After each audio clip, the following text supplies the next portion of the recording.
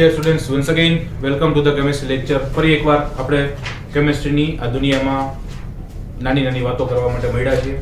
આજે આપણે chapter number 6 એટલે કે થર્મોડાયનેમિક્સ ઉષ્માગતિશાસ્ત્ર એમનો 16મો લેક્ચર જોઈ રહ્યા છીએ. આગલા લેક્ચરમાં આપણે થોડા હેસના ઉષ્મા સંકલનના નિયમમાં અને જે કુલ ઉષ્મા છે એ બાકી બધી જ ઉષ્માના એટલે કે એન્થાલ્પીના સરવાળા જેટલી હોય એના ઉપયોગ કરીને દાખલાઓ કર્યા હતા. આજે આપણે થિયરીમાં પાછા આગળ વધીએ. આજનો આપણો ક્વેશ્ચન સૌથી પહેલા આપણે સમજીએ આપમેળે થતી પ્રક્રિયાઓની મહત્વની લાક્ષણિકતાઓ આપો. હવે પહેલો પ્રશ્ન છે કે આપમેળે થતી પ્રક્રિયા. હવે આપમેળે થતી પ્રક્રિયા એટલે શું? તો કે એના માટે શબ્દ વાપરો એક સરસ મજાનો સ્વયંસ્ફુરિત. ઘણીવાર આપણે એ શબ્દ સાંભળીને આપણી સ્ફુરણા ઘણીવાર ડાઉન થઈ જાય, રાઈટ? સ્વયંસ્ફુરિત એટલે આપમેળે થાય. આપમેળે થાય એનો મતલબ શું? તો કે દાખલા તરીકે તમારા જેવા વિદ્યાર્થીઓ, બરાબર? તમારા જેવા વિદ્યાર્થીઓ એટલે તો કે એમને કેવું ના પડે કે તમે ભણવા માંડો, એમને કેવું ના પડે કે તમે વિડિયો જોવો, એમને કેવું ના પડે કે બુક પૂરી કરો. એ આપમેળે કરતા હોય, રાઈટ? તો એવી જ પ્રક્રિયાઓ એટલે આપમેળે થતી પ્રક્રિયાઓ. એ પ્રક્રિયાઓની લાક્ષણિકતા આપવાની છે. તો પહેલા આપણે એકાદ ઉદાહરણ દઈએ. આપમેળે થતી પ્રક્રિયાઓ એટલે શું, કઈ પ્રકારની, કેવી? તો કે ઈ તો આપણે ઓલરેડી જોઈ ગયા. દાખલા તરીકે રકાબીમાં ભરેલી ગરમ ચા, એની મજા અલગ છે, પણ ગરમ હોય ત્યાં સુધી એને આપણે ભરવાની છે ગરમ ચા જ. પાછી ખાલી ચા તો ઘણા બધા પ્રકારની હોય. અહીંયા આગળ આપણે ગરમ ચા ભરવાની છે. અચ્છા, એક બહુ અઘરો પ્રશ્ન કે રકાબીમાં ભરેલી ગરમ ચા છે ઈ ક્યાં સુધી ઠંડી થતી રહે? એના પહેલા એક પ્રશ્ન થઈ ગઈ, ચા ભરો તમે રકાબી ગરમ, તો એ વધુ ગરમ થાય ઠંડી થાય? તો કે હવે સર, ઈ તો ચોખ્ખી વચ્ચે ઠંડી થાય ને, બસ. તો એને ઉષ્માગતિશાસ્ત્ર કહેવાય. એનો મતલબ કે તમે ઘણા વર્ષોથી ઉષ્માગતિશાસ્ત્ર ભણો છો પણ ખબર નહોતી કે આમાં ઉષ્માગતિશાસ્ત્ર લાગુ પડ્યું. ઓકે, ઠંડી થાય. શું કામ ઠંડી થાય? તો કે ભાઈ ચાનું તાપમાન છે એ વધુ છે, એની આજુબાજુના વાતાવરણનું તાપમાન તો કે ઓછું છે, અને ઉષ્માગતિશાસ્ત્રના નિયમ પ્રમાણે હંમેશા તાપમાન વધુથી ઓછા તરફ પ્રસરણ પામે. ઓકે, વધુથી ઓછા તરફ જાય. એટલે ચાનું તાપમાન વધુ છે, વાતાવરણનું તાપમાન ઓછું છે, તો ચા થી વાતાવરણ તરફ ઉષ્મા વહન પામે. ઓકે, એટલે ચા માંથી ઉષ્મા જતી જાય વાતાવરણ માટે, ધીમે ધીમે ધીમે ધીમે ચા ઠંડી થતી જાય. ઓકે, પણ ઈ ચા છે ઈ ઉષ્મા ગુમાવવાનું ક્યાં સુધી ચાલુ રાખશે? કેટલી ઠંડી થાય એમ? તમે સિમ્પલ વિચારો તો ઉનાળામાં ચા ઠંડી થાય, રકાબીમ ભરી હોય, અને શિયાળામાં રકાબીમ ભરેલી ચા ઠંડી થાય. ઘણા પાછો પ્રશ્ન થતો હશે કે ચા વિશે આજે લેક્ચર છે કે શું? ઓકે, ચા વિશે નથી, ચાને ઠંડી કરવા વિશેનો ટોપિક ભણ્યા પછી એવું લાગે કે એમાં આપણે પીએચડી કરી લીધું. ઓકે, તો ઉનાળામાં તમે રકાબીમાં ચા ભરો, શિયાળામાં રકાબીમાં ભરો ચા, ઠંડી બેયમાં થશે. પણ જેટલી ઠંડી શિયાળામાં થાય એટલી જ ઠંડી ઉનાળામાં થાય? એ પાછો પ્રશ્ન છે. ઓકે, તો કેટલી ઠંડી થાય એમ? આ આપમેળે થાય, અને એ આપમેળે થાય. એમાં તમારે કેવું ન પડે હાલ ભાઈ ચા ઠંડી થવાનું ચાલુ કરો, અથવા એમાં સ્વિચ દબાવવી પડે, એવું કઈ ન હોય. આપમેળે થવા માંડે, સ્વયંસ્ફુરિત પ્રક્રિયા થઈ. પણ ક્યાં સુધી થાય? તો કે જ્યાં સુધી ઈ ચાનું તાપમાન અને વાતાવરણનું તાપમાન સમાન ના થાય, બેયના તાપમાન વચ્ચે સંતુલન ના સ્થપાય, ત્યાં સુધી ચા ઠંડી થવાનું ચાલુ રહે.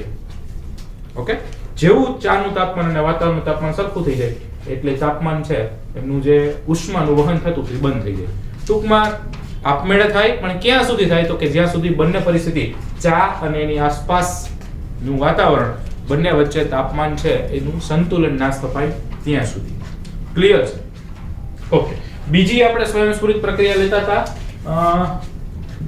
બે ગોળાઓ લેતા હતા. દોરવાનો પ્રયત્ન કરું છું પણ સમજી જવાનું છે, એટલે જ હું પહેલા બોલી ગયો બે ગોળા દોરું છું. અને એ બંને ગોળાને કોઈ એક વાલ્વ મારફતે જોડેલા છે, રાઈટ? એકમાં આપણે મસ્ત વાયુ ભર્યો છે અને એક ગોળો ખાલી ખમ છે, મતલબ ખાલી રાખ્યો છે. હવે આમાં તમારા જેવું કોઈ કામ મસ્તી કરતા કરતા આવ્યો અને આમાંથી વાલ્વ ખોલી નાખે, અથવા તો પ્રાયોગિક ધોરણે પ્રયોગ કરવા માટે આપણે સપોઝ વાલ્વ ખોલી નાખીએ. વાલ્વ ખોલ્યો નહીં, તૂટી ગયો છે, કઈ વાંધો નહીં. આપણે વાલ્વ ખોલવાથી મતલબ છે બંને પાત્રો જોઈન્ટ થવા જોઈએ. હવે જોઈન્ટ કરો તો કે આનો વાયુ છે એ આમાં આવે, આપમેળે આવે કે ધક્કા મારો પડે, નાના ભાઈ જાવ જાવ, તો કે ના, આપમેળે આવશે. અચ્છા, આપમેળે વાયુ આમાં આવવાનું ચાલુ થાય, આવે ને? ઓકે, ક્યાં સુધી આવે કે ઘર સુધી. ક્યાં સુધી આનો વાયુ આમાં આપમેળે પ્રસરણ પામે ઈ જ છે. આ તો બીજા ગોળામાં આવ્યો એટલે તમને કલરનું રિફ્લેક્શન દેખાય છે, બ્લેક નથી બ્લુ જ છે. વળી ઘણા પાછો પ્રશ્ન થાય બ્લુ વાયુ બીજા ગોળામાં આવે એટલે બ્લેક થઈ જાય, એવું ન હોય. ઓકે, ઈ જ વાયુમાં આવે ક્યાં સુધી પ્રસરણ પામશે તો કે જ્યાં સુધી બંનેના દબાણમાં સંતુલન સ્થપાય ત્યાં સુધી. ચા ક્યાં સુધી ઠંડી થાય તો કે જ્યાં સુધી બંનેના તાપમાનમાં સંતુલન સ્થપાય ત્યાં સુધી. વાયુનું પ્રસરણ ક્યાં સુધી થાય તો કે જ્યાં સુધી બંનેના ગોળામાં દબાણ સમાન થાય, સંતુલન સ્થપાય ત્યાં સુધી. તો રાસાયણિક પ્રક્રિયાઓ જે આપમેળે થતી હોય, એક્ચ્યુઅલી આપણે આ રકાબીથી મતલબ નથી ને આપણે ગોળાઓથી મતલબ નથી. આપણે તો ભણવાનું છે રસાયણ વિજ્ઞાન, પણ એ રસાયણ વિજ્ઞાન આવા નાના નાના સાદા સાદા ઉદાહરણો પરથી પહોંચી શકાય. રાઈટ? તો રાસાયણિક પ્રક્રિયામાં પ્રક્રિયા થતી હોય આપમેળે, રાસાયણિક પ્રક્રિયા કે જે આપમેળે થતી હોય,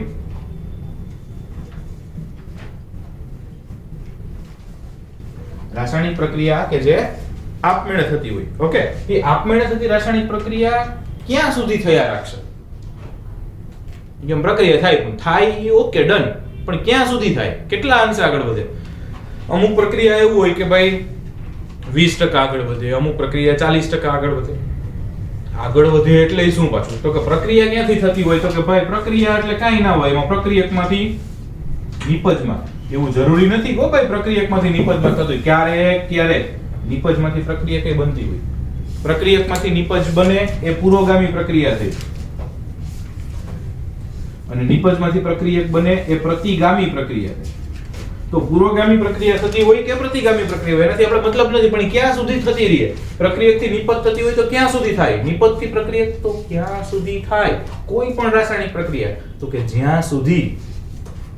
જ્યાં સુધી સંતુલન ન સ્થપાય ત્યાં સુધી એ આગળ વધતી રહે. અચ્છા, સંતુલન એટલે કોની વચ્ચે સંતુલન સ્થાપવું છે તો કે સંતુલન એટલે અહીંયા પ્રક્રિયક અને નિપજ છે એમના જથ્થાનું સંતુલન સ્થાપવું છે. એટલે કે પ્રક્રિયક અને નિપજનો જથ્થો જ્યાં સુધી સંતુલિત ના થાય, એટલે કે એની સાંદ્રતાઓ અચળ ના થાય. ફરી એકવાર ચોખવટ કરી દો, પ્રક્રિયક અને નિપજના જથ્થા સંતુલિત કરવા એટલે જથ્થા સરખા કરવા એવો મતલબ નહીં થાય અહીંયા. પ્રક્રિયા કારણ કે રાસાયણિક પ્રક્રિયા છે. ઓકે, તો પ્રક્રિયક અને નિપજ જ્યાં સુધી ટૂંકમાં એમનો જથ્થો અચળ થઈ જાય ને એને આપણે સંતુલિત થઈ ગયા કહીએ. તો જ્યારે સંતુલન સ્થપાય એટલે શું થશે તો કે પ્રક્રિયકનો જથ્થો તો કે અચળ, નિપજનો જથ્થો તો કે અચળ, બંનેની સાંદ્રતા હવે બદલાશે નહીં, અને સંતુલિત પરિસ્થિતિમાં પહોંચે ને ત્યારે પ્રક્રિયા આગળ વધતી અટકે. પછી પુરોગામી દિશામાં થતી હોય તોય વાંધો નહીં, પ્રતિગામી દિશામાં થતી હોય તોય વાંધો નહીં. તો એના ઉપરથી એવું કહી શકાય કે રાસાયણિક પ્રક્રિયા હંમેશા કઈ બાજુ આગળ વધે? તો અમને થોડી ખબર હોય તો પુરોગામી આગળ વધતી હોય, તો પ્રતિગામી વધતી હોય, આપણને થોડી ખબર હોય તો કે ખબર હોય કઈ દિશામાં આગળ વધે તો કે રાસાયણિક પ્રક્રિયા હંમેશા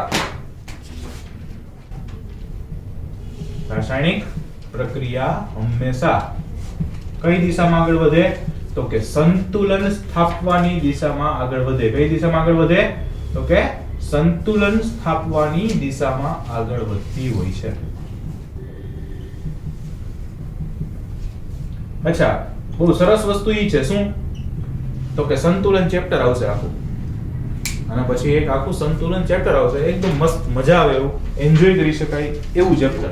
ઓકે, તો સંતુલન સ્થાપવાની દિશામાં આગળ વધે એટલે કે એ પુરોગામી થતી હોય તો સમજી લેવાનું કે એ પુરોગામીમાં જઈ નહીં સંતુલન જ સ્થપાશે. એ પ્રતિગામી દિશામાં થતી હોય તોય સમજી લેવાનું કે પ્રતિગામી થઈ નહીં સંતુલન જ સ્થપાશે. દેશી ભાષામાં ટૂંકમાં કહું તો પ્રક્રિયા હંમેશા સંતુલન સ્થાપવાની દિશામાં આગળ વધે, બીજી કોઈ જ દિશામાં આગળ વધે નહીં.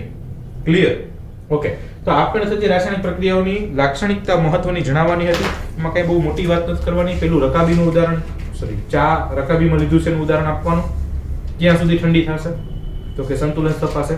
એક ગોળામાંથી બીજા ગોળામાં વાયુનું પ્રસરણ આપમેળે ક્યાં સુધી થશે તો કે દબાણ સમાન થશે, સંતુલન સ્થપાશે ત્યાં સુધી. એવી જ રીતે કોઈ પણ રાસાયણિક પ્રક્રિયાઓ ક્યાં સુધી આગળ વધે તો કે જ્યાં સુધી સંતુલન ન સ્થપાય ત્યાં સુધી. કોની વચ્ચે સંતુલન સ્થપાય તો કે પ્રક્રિયકનો જથ્થો અને નિપજનો જથ્થો એમની વચ્ચે સંતુલન સ્થપાય. સંતુલન સ્થપાય એટલે કે એમનો જથ્થો અચળ થાય, સમાન થાય એવો શબ્દ હું વાપરતો નથી. ઓકે, એમનો જથ્થો અચળ થાય એટલે પછી પ્રક્રિયકથી નિપજ કે નિપજથી પ્રક્રિયક બાજુ જવાનું બંધ કરે તો એમને આપણે સારી ભાષામાં કેવું હોય તો એવું કહી શકીએ કોઈ પણ રાસાયણિક પ્રક્રિયા હંમેશા કઈ બાજુ આગળ વધે તો કે સંતુલન સ્થાપવાની દિશામાં આગળ વધે. રાઈટ? તો આ થઈ આપમેળે થતી પ્રક્રિયાઓની મહત્વની લાક્ષણિકતાઓ.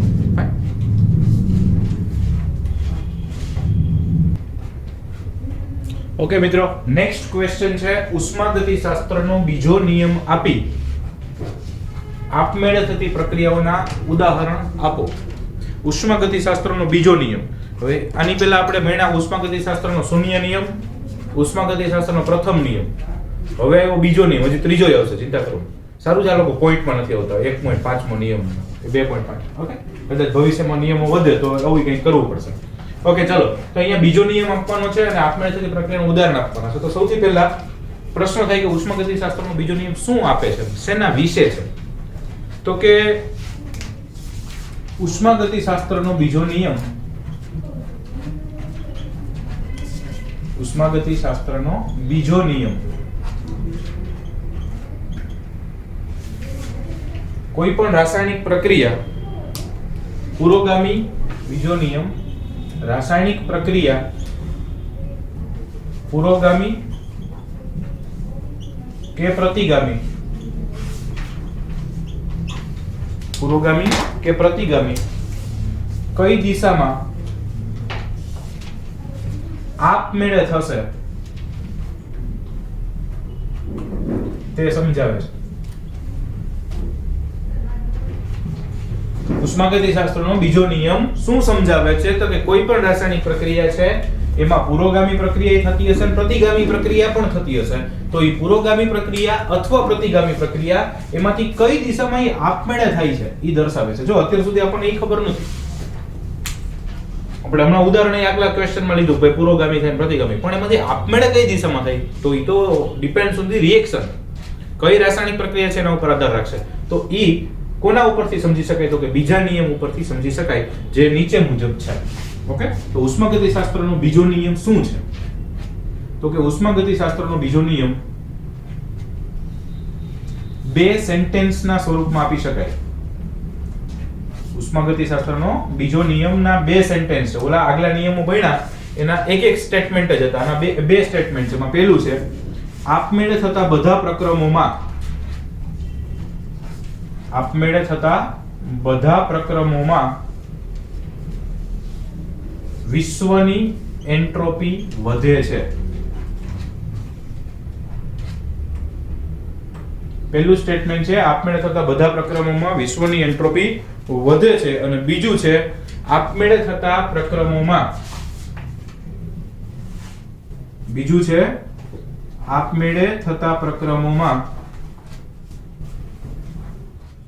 પ્રણાલીની મુક્ત ઉર્જા ઘટે છે.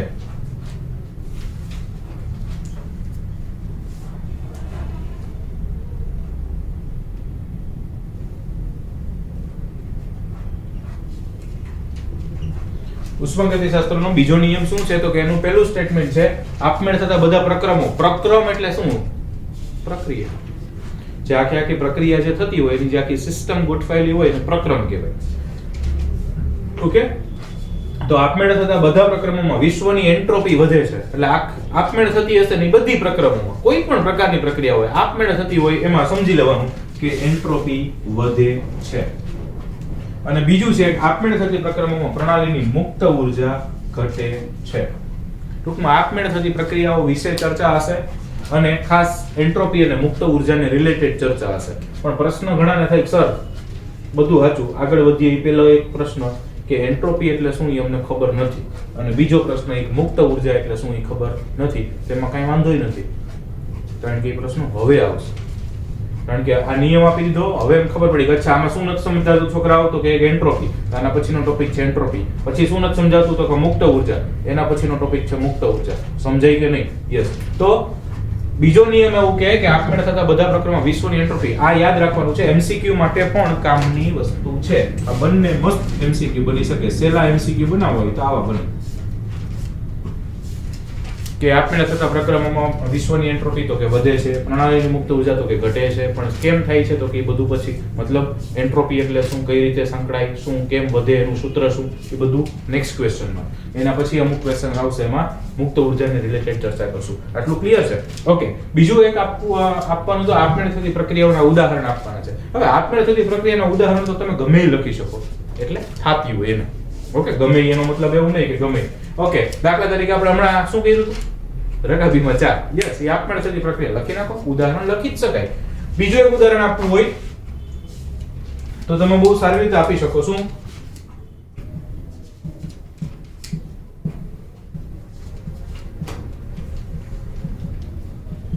ઓકે, એમાં તમે એક લખી શકો કે ભાઈ બે જુદા જુદું તાપમાન ધરાવતા પદાર્થને એકબીજાના સંપર્કમાં રાખવામાં આવે. બે પદાર્થ રાખ્યા છે, બેનું તાપમાન અલગ અલગ છે. દાખલા તરીકે હું તમને એમ કહું કે એક પદાર્થ આ છે ને એક પદાર્થ આ છે. એક પદાર્થ આ છે, એક પદાર્થ આ છે. ઓકે, આ બંનેના તાપમાન અલગ છે. આ બંનેને એકબીજાના સંપર્કમાં રાખીએ તો શું થાય કે સંપર્કમાં આવે. બીજું શું થાય તો કે આમાં તાપમાનમાં ફેરફાર થાય. કોના તાપમાનમાં ફેરફાર થાય તો કે બેયમાં થાય. પણ ક્યાંથી ગયા? સપોઝ આ લાલ કલર છે એટલે આપણે વિચાર લઈએ કે આનું તાપમાન વધુ છે. આ વ્હાઈટ છે એટલે થોડુંક શાંતિનું પ્રતીક છે એટલે સમજી લઈએ કે આપણે આનું તાપમાન ઓછું છે, આનું તાપમાન વધુ છે, આનું તાપમાન ઓછું છે. આ બંનેને એકબીજાના સંપર્કમાં રાખ્યા, શું થાય છે? શું થાય છે? ઓકે, દેખાય છે? તો હા સર અમને દેખાય. શું દેખાય છે? મને તો દેખાય. તમને દેખાય છે? નથી દેખાતું? તો એના માટે દિવ્ય દ્રષ્ટિ હોવી જોઈએ. ઓકે, જો અહીંયાથી આમ તાપમાન આમ જાય છે હળવે હળવે, જુઓ દેખાય છે? યસ, તાપમાન આમાંથી આમાં જશે. ઈ કેમ દેખાડું તો કે સર અમે ઉષ્માગતિશાસ્ત્રનો શૂન્ય ક્રમનો અમને નિયમ આવડે છે ને એટલે દેખાડો કે તાપમાન વધુથી ઓછા તરફ જાય છે. સમજાય છે? તાપમાન વધુથી ઓછા તરફ જાય. અચ્છા, એમાં તમે કઈ સ્વિચ બીચ દબાઈ ધક્કો માર્યો અહીંથી તાપમાનને તો કે ના ના, તો એમનેમ ગયું. આપમેળે થતી પ્રક્રિયાનું ઉદાહરણ છે. અરે આ તો એકદમ ઈઝી થઈ ગયું. તો જુદા જુદા તાપમાન ધરાવતા બે પદાર્થોને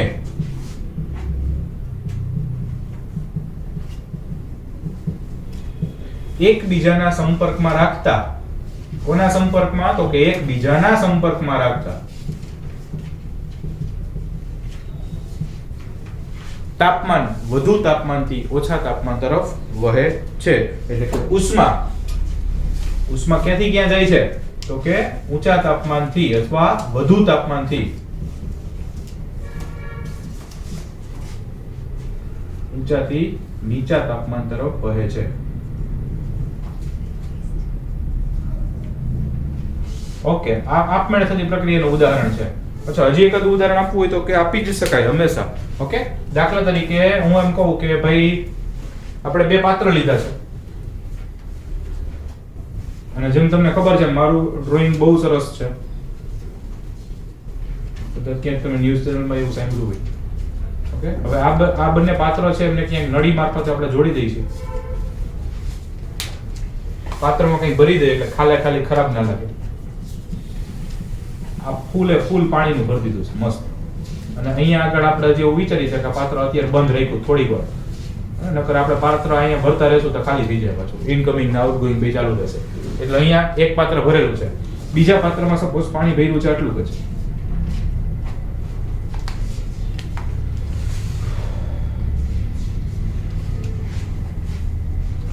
હવે સપોઝ આપણે બંને પાત્ર વચ્ચેનો જે વાલ્વ છે એને ખોલી નાખીએ અને બંને પાત્ર વચ્ચેનો વાલ્વ ખુલી જાય તો શું થાય?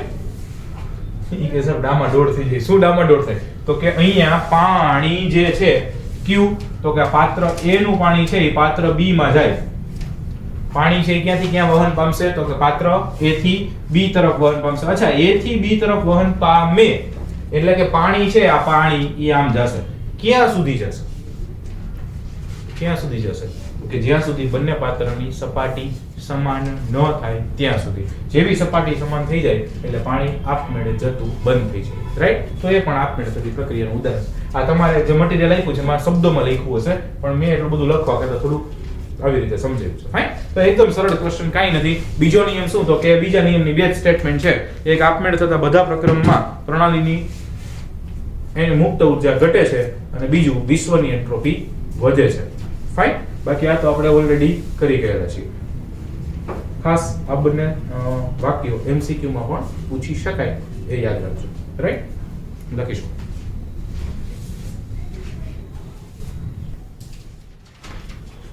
ઓકે મિત્રો, નેક્સ્ટ ટોપિક છે ટૂંક નોંધ લખો.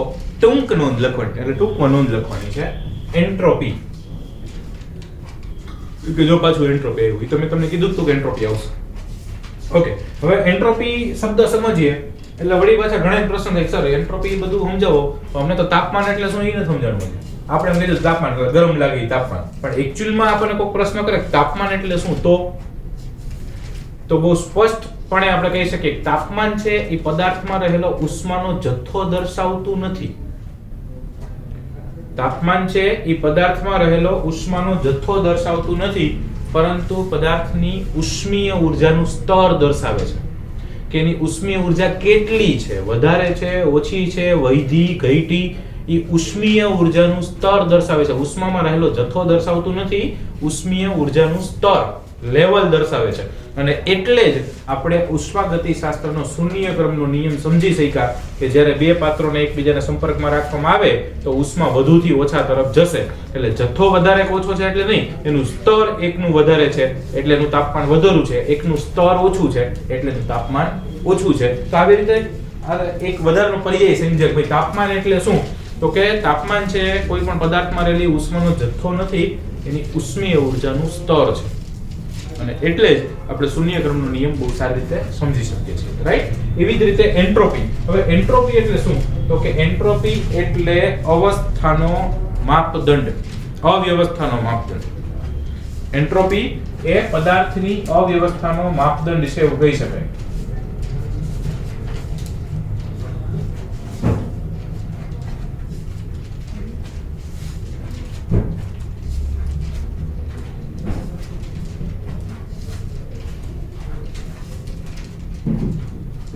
એન્ટ્રોપી એ પદાર્થની અવ્યવસ્થાનો માપદંડ છે.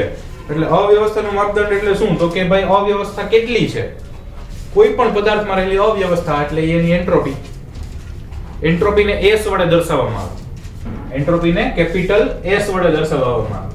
ઓકે, અવ્યવસ્થાનો માપદંડ એટલે અવ્યવસ્થા એટલે કેટલી છે, જેમાં માની લો બે પદાર્થ હોય, એક પદાર્થમાં અવ્યવસ્થા વધુ છે, બીજા પદાર્થમાં અવ્યવસ્થા ઓછી છે. તો જેમાં વધુ છે એના માટે કહી શકાય કે એની એન્ટ્રોપી વધુ છે, જેમાં ઓછી છે અવ્યવસ્થા અથવા વ્યવસ્થા સારી છે એમાં કહી શકાય કે એન્ટ્રોપી ઓછી છે. બહુ સિમ્પલ ઉદાહરણ આપું તો તમારા લોકોની જ્યારે સ્કૂલ ચાલુ હોય અને તમે લોકો ક્લાસરૂમમાં બેઠા હોય અને શિક્ષક હજી ક્લાસમાં આવ્યા નથી, સમજ પડે છે? તમે લોકો ક્લાસરૂમમાં બેઠા છો સ્કૂલમાં અને શિક્ષક તમારા ટીચર હજી ક્લાસરૂમમાં એન્ટર થયા નથી, ત્યારે તમારા ક્લાસનું વાતાવરણ કેવું હોય એ વિચારો. પછી શિક્ષક એન્ટ્રી કરે, પછી તમારા ક્લાસરૂમની વાતાવરણ વિચારો. પહેલો પોઝ શિક્ષક આવ્યા પહેલાનો, પછી પોઝ શિક્ષક આવી ગયા પછીનો. અચ્છા, પહેલા ધબધબાટી બોલતી હોય કે પછી ધબધબાટી બોલતી હોય? તો કે સામાન્ય રીતે, એક્સેપ્શનલ કેસને બાદ કરતા, સામાન્ય રીતે શિક્ષક આવ્યા પહેલા ધબધબાટી બોલતી હતી, શિક્ષક આવી ગયા પછી શાંતિથી બેસી ગયા. એનો મતલબ કે તમારા ક્લાસમાં શિક્ષક આવ્યા પહેલા એન્ટ્રોપી વધુ હતી, અવ્યવસ્થા વધુ હતી. આમથી આમ પેન ને બુક ઉલાડતા હોય, કોક બોટલના ઘા કરતા હોય, મતલબ એકબીજાને દેતા હોય પીવા માટે, અમુક પોતે ઉલડતા હોય, આમથી આમ જતા હોય, અમુક આટા મારતા, મતલબ અવ્યવસ્થા વધુ છે. મતલબ શિક્ષક આવ્યા પહેલાની એન્ટ્રોપી વધુ છે, શિક્ષક આવી ગયા પછી છાનમુના બેસી જાય છે, મતલબ કે અવ્યવસ્થા ઘટી, એટલે કે એન્ટ્રોપી ઘટી. ખબર પડે કે નહીં? તો અવ્યવસ્થા અને વ્યવસ્થા, જેમ અવ્યવસ્થા વધે એમ એન્ટ્રોપી વધે. દાખલા તરીકે તમે સ્કૂલમાં છો અને તમારી સ્કૂલનો ટાઈમ પૂરો થયો અને તમારે છૂટવાનું છે આખી સ્કૂલને. એક સ્કૂલમાં સપોઝ તમે જે ભણો છો ને 15 ક્લાસ છે, તો એક સિચ્યુએશન, પહેલી સિચ્યુએશન કે ભાઈ બધા ક્લાસને એક આરે સર એમ કે હાલો જાઓ છૂટા, અને તમે જે નીકળો છૂટવા માટે. વિચારાઈ ગયું વાતાવરણ? ઓકે. બીજી પરિસ્થિતિ, 1 બાય 1 ક્લાસરૂમ ને ટીચર એમ કહે હાલો તમે જાઓ, લાઈનમાં અદબ પડી અથવા વ્યવસ્થિત લાઈન કરીને છૂટો. એક ક્લાસના સ્ટુડન્ટ છૂટી જાય પછી બીજા ક્લાસને છોડે, બીજો ક્લાસ છૂટી જાય પછી ત્રીજા ક્લાસને છોડે. એ પરિસ્થિતિ. પહેલી પરિસ્થિતિ 15 ક્લાસને ખાલી દરવાજા ખોલીને કહી દે હાલો આવજો, અને બીજામાં એક ક્લાસને ટર્ન બાય ટર્ન કાઢે. વિચારો પહેલું કે બીજું, શેમાં એન્ટ્રોપી વધશે? કે સર ચોખ્ખી વાત છે 15 ક્લાસને એકારે એમ કહી દે કે બહાર જાઓ તો એન્ટ્રોપી કરી નાખે. ઓકે, અને બીજી પરિસ્થિતિ છે 1 by 1 જો જવા દે તો તમારી એન્ટ્રોપી ઘટી જાય. સિમ્પલ. તો બસ એવું જ આમાં કોઈ પણ પદાર્થમાં છે કે પદાર્થમાં રહેલી એન્ટ્રોપી વધુ છે કે ઓછી છે. આવું એક ઉદાહરણ વર્ષોથી આવે, ખબર નહીં હવે મધમાખી કેદી જશે. અમે ભણતા ત્યારે એ ઉદાહરણ આવું કે 1 સેન્ટીમીટર બાય 1 સેન્ટીમીટરના 4 ચોરસ ધરાવતો એક કાગળ છે.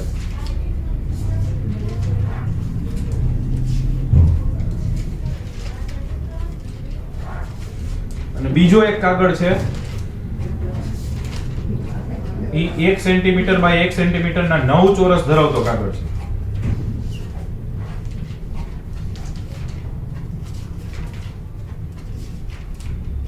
અને મધમાખી ઉડતી આવે છે. ઓકે,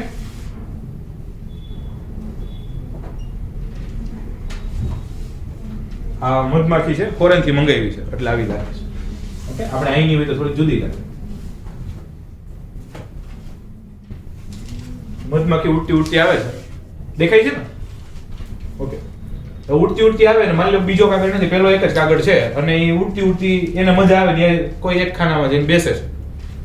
તો તમારે એમ કેવું હોય કે મધમાખી આવીને કાગળ ઉપર બેસશે તો એનું સ્થાન દર્શાવવા માટે કેટલા અંકની જરૂર પડે? તો કે ચોખ્ખી વાત છે સર 1 2 3 4, કા 1 નંબરમાં બેસે, કા 2 માં બેસે, કા 3 માં બેસે, કા 4 માં બેસે. શરત પહેલા કહી દઉં, ઈ વચ્ચે બેસતી નથી. વળી ઘણા ને સર 1 ની 2 ની વચ્ચે ઈ લાઈન ઉપર બેસે તો મધમાખી ડાઈ છે, નિયમોનું પાલન કરે છે. એ કા 1 નંબરમાં ચોરસમાં બેસે, કા 2 માં, કા 3 માં, કા 4 માં. વળી ઘણા પાછા હોય ને આપણી જેમ બુદ્ધિ વડે કે સર અહીંયા બેસે તોય કેટલા નિર્દેશાંકોની જરૂર પડે? તો કે 4 ની જરૂર પડે. 1 2 3 કે 4. ફાઈન. ઈ મધમાખી મજા ન આવી, ઉડતી બાજુમાં આવી કે જેમાં 1 સેન્ટીમીટર બાય 1 સેન્ટીમીટરના 9 ચોરસ દોરેલા છે. તો આમાં તમારી મધમાખીનું સ્થાન દર્શાવવું હોય તો કે 1 માં બેસી શકે, 2 માં બેસે, 3 માં બેસે, 4 માં બેસે, 5 માં, 6 માં, 7 માં, 8 માં, 9 માં બેસે. એનો મતલબ 1 થી 9 માં ગમે ત્યાં બેસે. તો આમાં તમારે સ્થાન દર્શાવવા માટે 4 ની જરૂર પડે, આમાં સ્થાન દર્શાવવા માટે 9 ની જરૂર પડે. તો આ વ્યવસ્થિત રીતે જળવાય કે આ વ્યવસ્થિત રીતે જળવાય? તો કે આમાં વ્યવસ્થા વધી જાય, આમાં અવ્યવસ્થા વધી જાય. આમાં વ્યવસ્થા વધે, આમાં અવ્યવસ્થા વધે. આમાં મધમાખી મૂંઝે છે ક્યાં બેવું? 2 નંબરમાં 4 નંબરમાં. ઓકે, એટલે આમાં એન્ટ્રોપી ઓછી હોય, આમાં એન્ટ્રોપી વધુ હોય. અવ્યવસ્થા આમાં ઓછી હોય એટલે કે એન્ટ્રોપી ઓછી છે. અને આ 9 માં તો કે એન્ટ્રોપી વધુ હોય છે. રાઈટ? ઓકે, આવું હજી એક ઉદાહરણ જોવું હોય તો જોઈ શકાય. દાખલા તરીકે